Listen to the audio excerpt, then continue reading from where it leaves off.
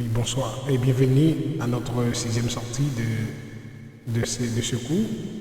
Et nous allons rapidement entrer directement dans la pratique puisque nous allons vous montrer comment faire, comment installer.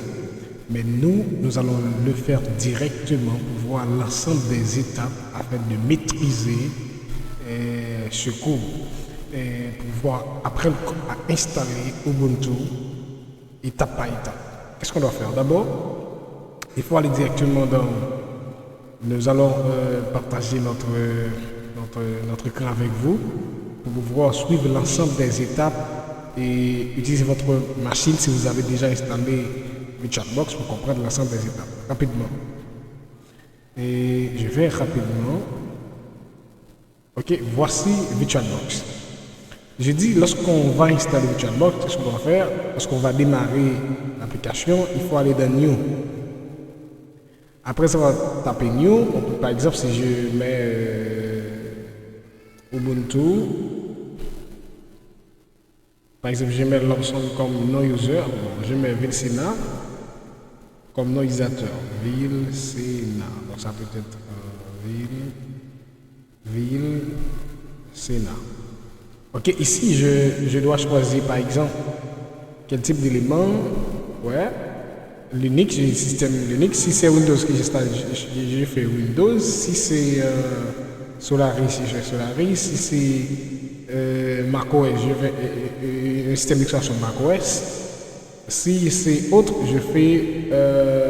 Si c'est BSD, je fais autre. Donc, ça veut dire que vous avez plusieurs ou bien autres systèmes d'exploitation. Maintenant, je fais.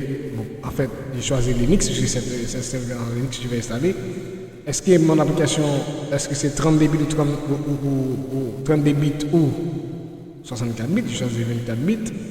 Et puis je fais suivant. Oui, je vais finish. Je vais finish. Après, je vais directement dans Vilsena. Je vais sur paramètres. Ouais, je vais sur paramètres. Maintenant, je vais configurer les éléments d'installation. Je fais. D'abord, je vais aller dans Système. Il faut choisir, je dis, il ne faut pas aller jusque-là. Hein? Il faut arriver jusque-là pour pouvoir faire la virtualisation. Et après, il faut désactiver floppy disk, désactiver hard disk, laisser optical disk. Maintenant, après, il faut faire OK. Je vais retourner dans Paramètres. Ouais. Je vais retourner dans Paramètres, je vais changer Display. Display, donc c'est pas nécessaire d'arriver jusque-là, donc ça peut arriver qu'on met ça à 16 Go. On peut augmenter à 2 Go, même en Virtual Monitor, c'est combien en fait Virtual Monitor qu'on fait. Maintenant, ça peut arriver que je vais jusque-là. Maintenant, ce qui m'intéresse, avant d'aller dans Storage, je vais justement en Network. Lorsqu'on installe Ubuntu ou bien Windows, en fait Linux sur Windows, en mode virtuel, il faut choisir Bridge Adapter. Pour qui ça? Parce que si vous voulez avoir de l'internet sur votre PC, cela va aussi partager l'ensemble de l'internet sur la machine en Windows. On va avoir automatiquement de l'internet. Bridge Adapter. On parle de adapter par pont. Ouais, bridge. Donc maintenant, Internet Network, ouais, on peut choisir Bridge Adapter. Maintenant, après avoir choisi Bridge Adapter, il faut cliquer sur OK. OK, maintenant on peut choisir USB. Est-ce qu'on veut utiliser USB Controller et 2.0? Donc ici, USB 2.0, mais USB 3.0 Controller. Donc USB, on peut choisir quel type de USB voulez-vous utiliser lorsqu'on met l'USB au niveau de la machine. Maintenant, je pense que c'est bon. Maintenant, après avoir fait ceci, il faut aller dans Storage. Aller dans Empty pour pouvoir installer le système d'exploitation Windows. Allez dans Empty, Storage, Empty. Cliquez sur ici. Allez sur Choose. Puis choisir le système d'exploitation. Par exemple, moi, je suis système d'exploitation, je vais ici. Vous voyez? Lorsque je fais ceci, vous voyez ici, le système d'exploitation est apparu. Ici, maintenant, mais je dois regarder est-ce que ma machine est fonctionnelle. Si ça paraît, par exemple, ouais, memory attachment, ça peut arriver qu'il vous donne un message, il va vous dire que votre machine n'est pas activée pour la virtualisation. Donc, il faut aller dans le BIOS de la machine pour pouvoir activer la virtualisation. Ouais, les technologies virtuelles là pour ne pas capable de marcher. Et puis après, il faut importer en USB là, on a dit en fait système d'exploitation. Qu'est-ce que je dois rapidement faire? C'est cliquer sur OK. Maintenant, après avoir cliqué sur OK, voici ma machine, je fais Start. Ouais, lorsque je clique sur Start, maintenant ma machine commence à installer. Maintenant, automatiquement ma machine commence à installer. Je vais suivre les étapes que je vous ai données dans le premier cours, le module 4. Donc, il faut retourner dans ce module si ce n'est pas encore fait. Parce que moi, je ne vais pas finaliser cette partie puisque le document explique l'ensemble des éléments. Ça va prendre du temps. Mais quand même, vous savez comment installer la machine virtuelle. Moi, je vais arrêter mon installation puisque c'est déjà fait ici. Je vais pouvoir lancer mon installation. Ouais, voilà. Lorsque ça marche ici, vous voyez, ouais, lorsque ouais, je lance le Sénat comme nos systèmes, ouais, ça me va. Ouais, ça marche.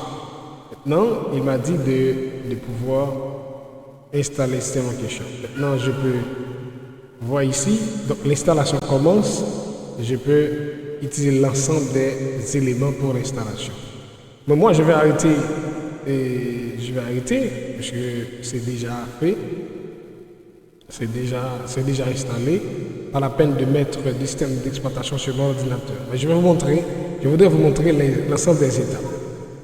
Et après, vous allez choisir la langue, vous allez choisir quel pays, vous allez saisir vos informations personnelles, vous créez votre compte, puis se connecter. Voilà, moi je vais arrêter l'installation. Après l'installation, vous allez avoir Ubuntu comme ceci. Moi je vais lancer Ubuntu sur ma machine. Je vais arrêter cette installation. Ouais, j'arrête l'installation. Ok, je peux aussi supprimer l'installation pour éviter trop d'espace sur ma machine. Maintenant, puisque j'ai déjà installé Ubuntu sur ma machine, je vais lancer. Je clique sur Ubuntu, je fais Start. Et ça va être démarré pour voir l'ensemble des étapes d'installation et pour pouvoir maîtriser cet outil qui est Ubuntu. Et c'est ce que nous allons entrer directement dans le cours pour entrer dans la pratique. Donc ça va prendre du temps puisque c'est de l'internet, la machine peut être lourde. Ouais. Et pour faire de la virtualisation, il faut avoir beaucoup de choses. Pour faire de la virtualisation. Il faut avoir beaucoup de choses. Je fais switch. Maintenant, vous allez voir que ça va être fonctionné. Mais ce qu'il faut comprendre, pour pouvoir maîtriser ces domaines, il faut être patient. Patient puisqu'il n'y a pas de domaine, on ne peut pas maîtriser aucun domaine sans la patience. Je vous conseille d'être patient envers... il faut être patient pour maîtriser ce domaine. Ouais, il faut être patient pour maîtriser ce domaine. Ouais, il faut être patient. Donc, après avoir installé ce domaine, ce cours, donc, vous allez quand même maîtriser beaucoup de choses. Donc, maintenant, c'est bon. Vous voyez, ça apparaît. Maintenant, je pense que là, je peux travailler sur l'application. Donc, ça peut prendre du temps puisque la machine doit être rapide. Ouais, Sinon, sinon, on n'allait pas maîtriser ces choses en question. Voilà.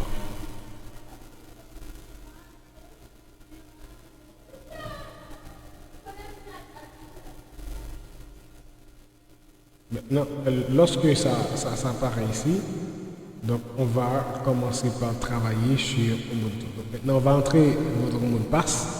Après avoir saisi votre mot de passe, vous allez avoir l'interface apparaître correctement au niveau de la machine. Lorsque vous avez compris, maintenant, lorsque nous allons entrer de la pratique, dans un autre module, vous allez être en mesure de saisir les éléments de base de ce cours.